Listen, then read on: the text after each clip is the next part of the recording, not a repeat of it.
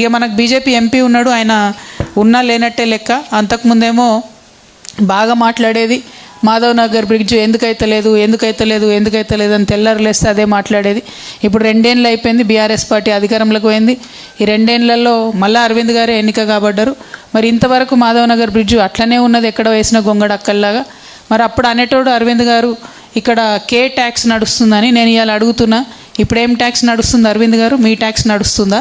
ఎందుకోసం ఇంకా మాధవ్ నగర్ బ్రిడ్జ్ పనిచేస్తలేదన్న విషయం మీరు చెప్పాలని నేను డిమాండ్ చేస్తున్నా.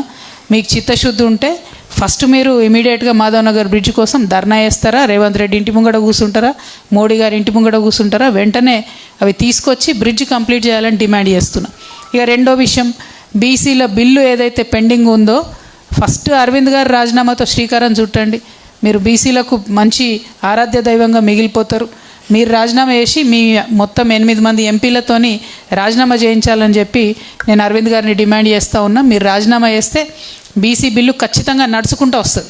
ఇవాళ మోడీ గారిది అక్కడ మైనారిటీ గవర్నమెంట్ నడుస్తుంది, చంద్రబాబు నాయుడు గారి మీద అట్లనే నితీష్ కుమార్ గారి మీద ఆధారపడి ఉన్నటువంటి గవర్నమెంట్. కాబట్టి బీసీలకు న్యాయం జరగాలంటే 42% రిజర్వేషన్ రావాలంటే బీజేపీ ఎంపీలు రాజీనామా చేయాలని నేను మళ్ళొకసారి డిమాండ్ చేస్తూ ఉన్నా.